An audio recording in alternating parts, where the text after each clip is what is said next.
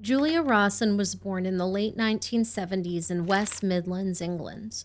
While not much is public about her younger years, we know she was a creative and musical child.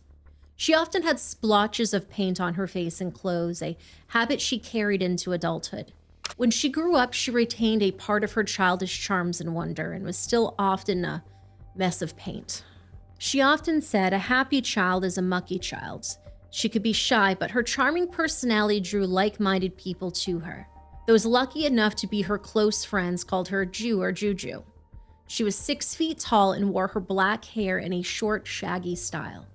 She dressed like she was a member of a rock band, complete with a cigarette balanced between her lips. She actually reminds me a lot of a young Joan Jett.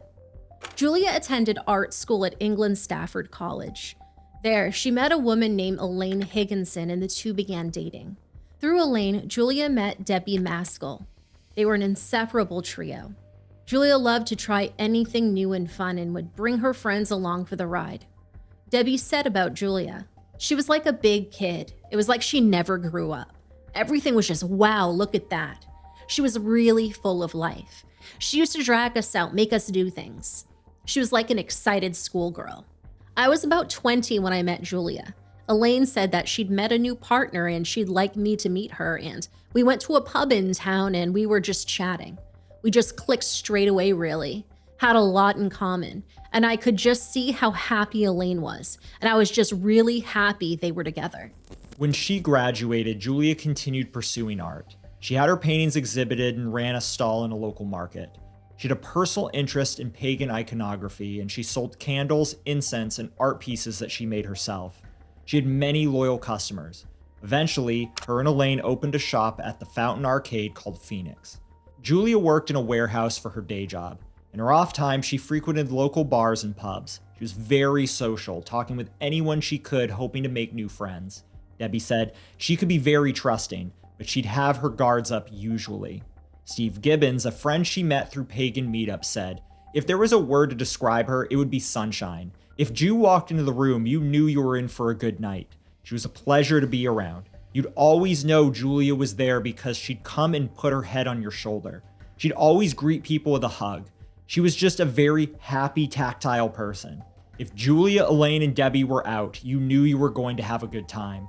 They were like the 3 naughty school kids at the back of the class. I always remember Julia grabbing my missus and screaming, "You smell like coconuts," because she worked at Lush. She was always like sunshine. She always had this huge cheeky grin, and it was impossible not to laugh when you were with her. Julia also met a woman named Norma DeWolf at these meetings. Norma said she was a lovely character. If there was something she didn't like, she would tell you. Some people would try and put it diplomatically, but she would just say it straight. She was the sort of person that if you asked, "Does my bum look big in this?" she would tell you yes if it did. My daughter Charlotte had a crippling illness, and when she recovered, Julia helped her to set up a room upstairs in the shop. It was her way of being Jew.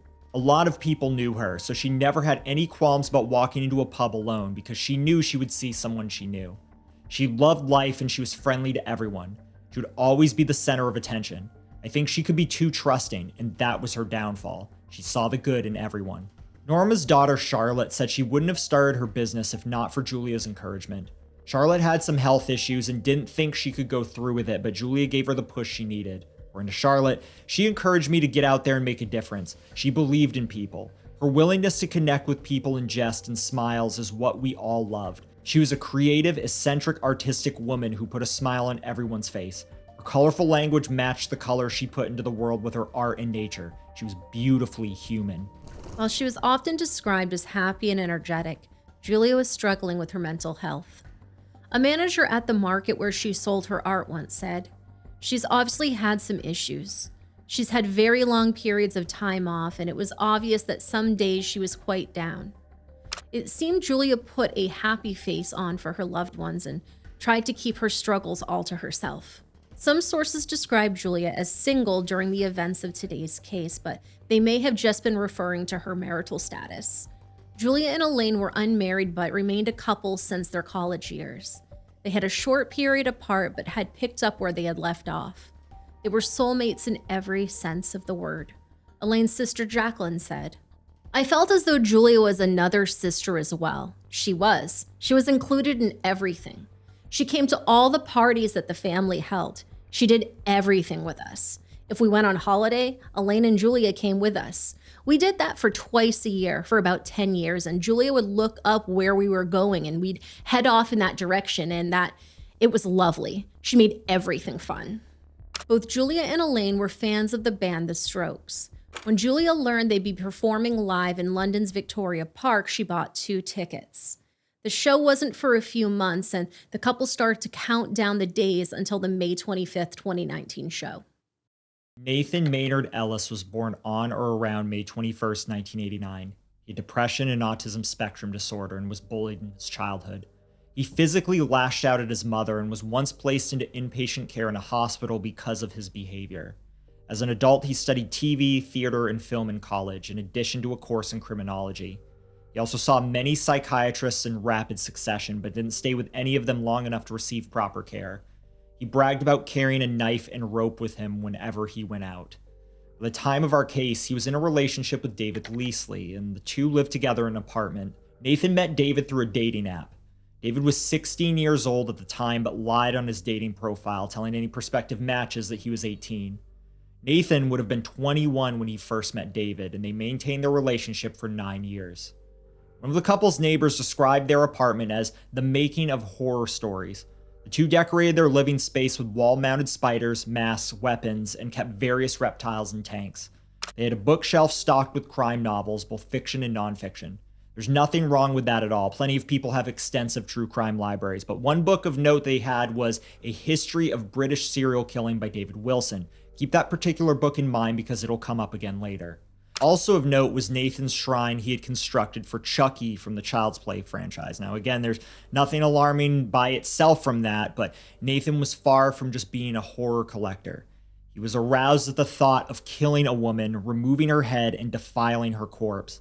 He spoke to mental health professionals for his depression, and he brought up these violent urges before in meetings. One reason that we mentioned his collections was because he was attempting to use these things, his books, movies, and his imagination, to keep his desires at bay, but it wasn't working. He wanted to experience his twisted fantasies for himself. David was more than willing to help him with it. On May 11th, 2019, Julia and Elaine spent the day out in the town, shopping and then going out for drinks. Elaine was tired and went home early. Julia wanted to meet friends in Birmingham, but got on the wrong bus, which was headed for Dudley. Unbothered, she stepped into the Bottle and Cork pub, a usual hangout spot for her. That night, Julia crossed paths with Nathan. Nathan beelined to sit in a bar stool. Julia saw he was alone and she approached him, friendly, treating him like an old friend. Her friend Debbie surmised that Julia believed Nathan was feeling down and wanted to cheer him up. The two of them talked about art, Nathan's tattoos, and other shared interests.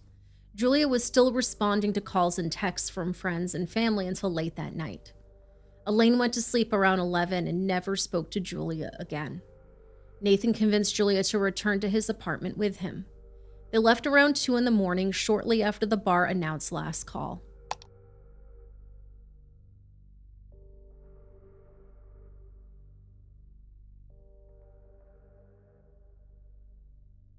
Nathan went out with the intention of luring a woman back home. No one knows how long she was in the apartment before she realized that she was in danger. Nathan killed Julia, though how exactly is something no one but Nathan and David can know. Nathan and David dismembered her into 11 pieces with a saw and hid her remains in the Tipton Canal in undergrowth.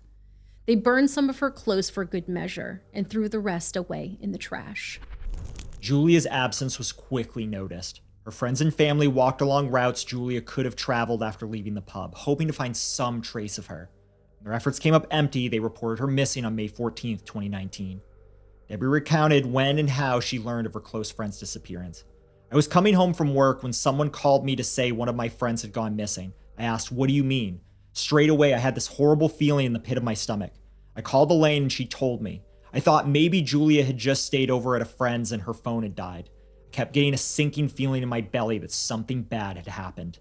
5 days later, Nathan and David brought a blood-stained chair and bags of clothing with Julia's DNA on it to a waste facility and stashed a blood-stained rug in a storage unit. Police got a hold of the security footage. They matched Nathan's appearance to that of the man Julia was speaking with in the bar.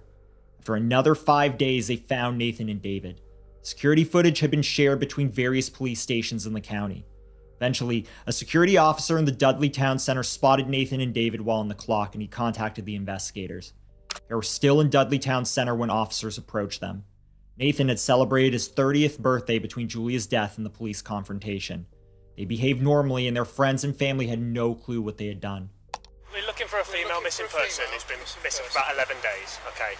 We've got pictures on CCTV with someone that matches your description with her, so we just want to get some details from her. 11 days? She's been missing for 11 days, so obviously we need to find her. Okay. What's the name of her? Julia Rawson. Do you know anyone by that name? The only women I know is my family or his family, I know. Right. This is my partner. Investigators matched Nathan's tattoos to those seen on the man in the security footage. Nathan was arrested under suspicion of kidnapping and murder, and investigators searched his apartment. They pulled back a newly placed carpet and found a blood stain. He was arrested 2 days later under suspicion of helping Nathan. Investigators searched in and around the canal for 3 days, and on May 27, 2019, law enforcement announced Julia was very likely dead and that arrests were made. All the inspector could say at the time was, "Extensive inquiries have led us to the strong belief that Julia has died. We are still working to establish the full circumstances around her disappearance, and our thoughts are with her family at what is a very traumatic time for them." While there were no physical remains at this time, Nathan and David were both charged with murder. Police got a tip from a man living near the Tipton Canal. The area was sectioned off with police tape so the general public could not interfere.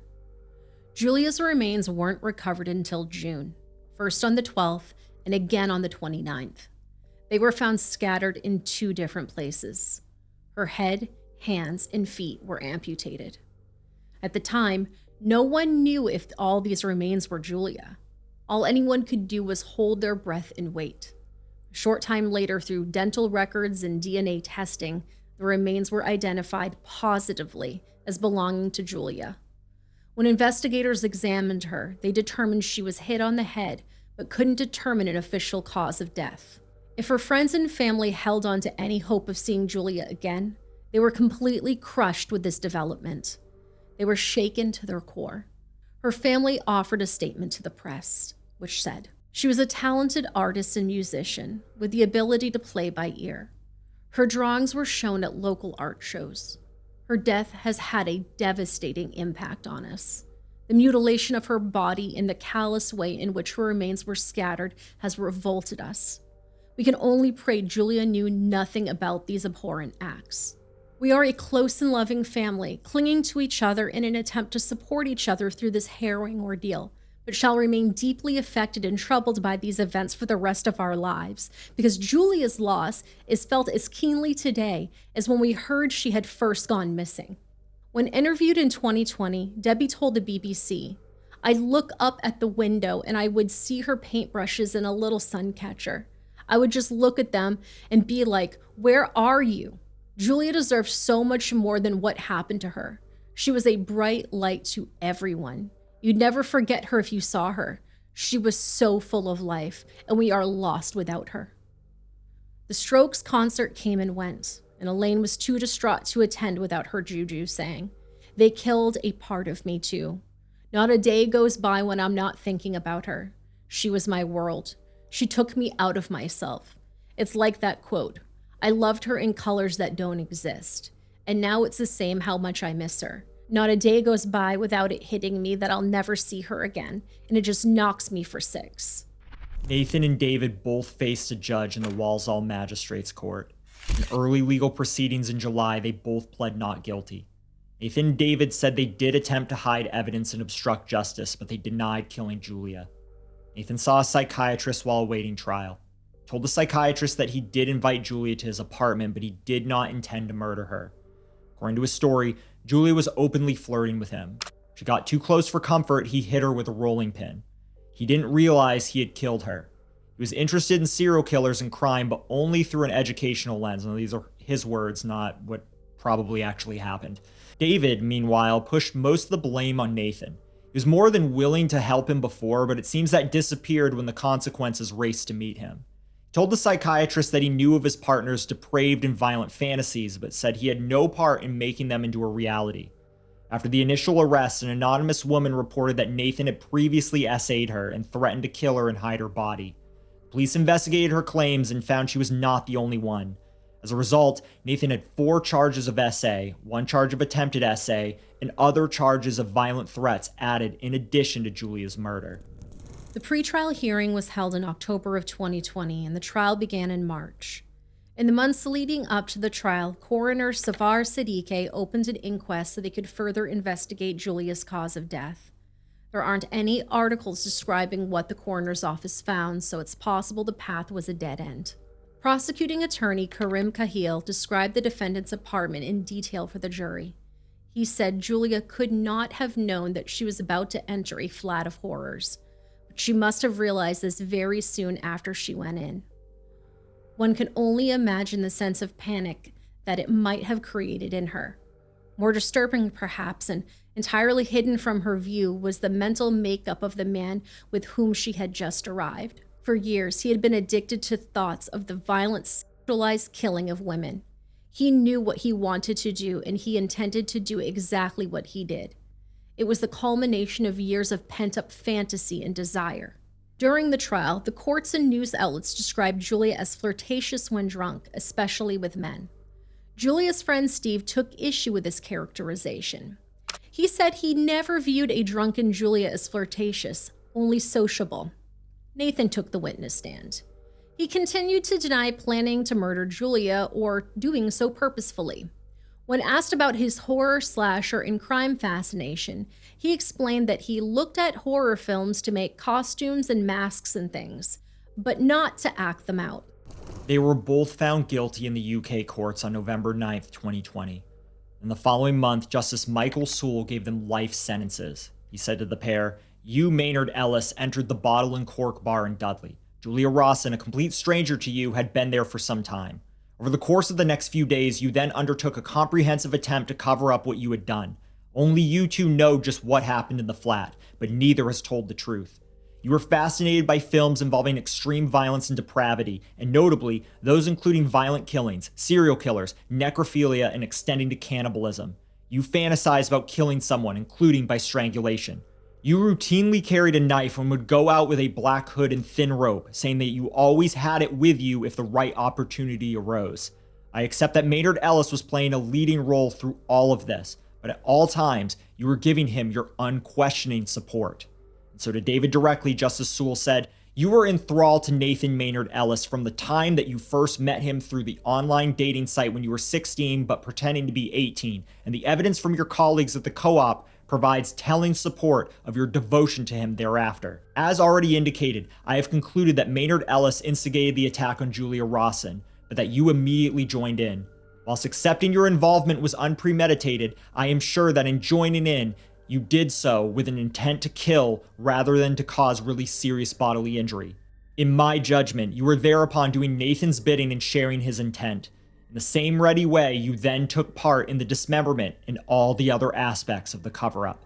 Justice Sewell also praised the police for their work during the investigation and gave his condolences to Julia's loved ones. After the trial, Police Inspector Jim Colclough told the press, "All murders are tragic, but Julia's death and the way she was treated after was despicable. Many of the sickening and tragic details of this case have come out during the court trial.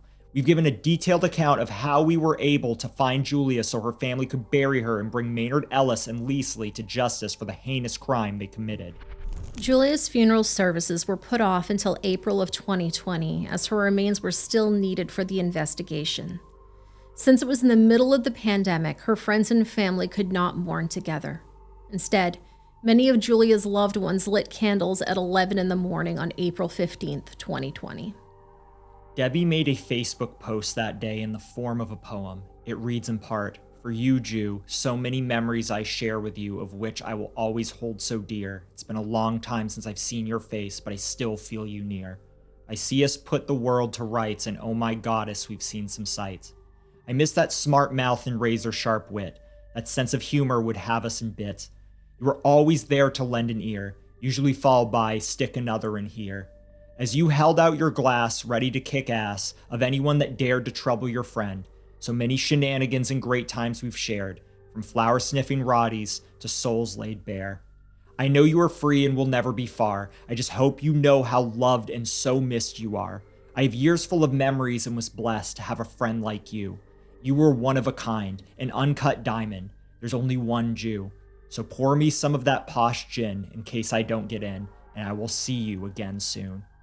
Until then, I will look for you amidst the stars and the moon, amongst the daffodils you loved and the vast array of shiny things, and I'll be sure to salute the general when his presence he brings. It's not goodbye, it could never be the end. It's just a temporary parting, so take care, my dear friend.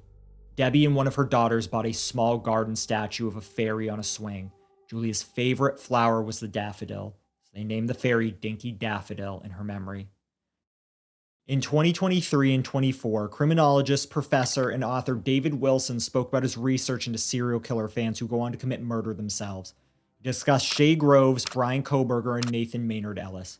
Remember Shay's story from our coverage of her case last year. David also spoke of his tangential relation to Julia Rawson's murder. Now, David wasn't involved in the investigation at all, but he learned about Julia when the couple's apartment was published in the news. He immediately recognized the spine of his books, including A History of British Serial Killing. He said, and I quote, "They had my books on their bookshelf. You know, you're kind of like, wait a minute, this is just getting a bit too strange. You've got that poor woman who was murdered in Tipton in the West Midlands by the two guys who were studying criminology. And I didn't know. I know nothing about this. I didn't work on the case or anything. I knew nothing about the woman that was murdered. West Midlands police put out quite a lot of press statements about her murder after the two guys got convicted. And the printed photographs of the room in which she was murdered, which included their bookshelves.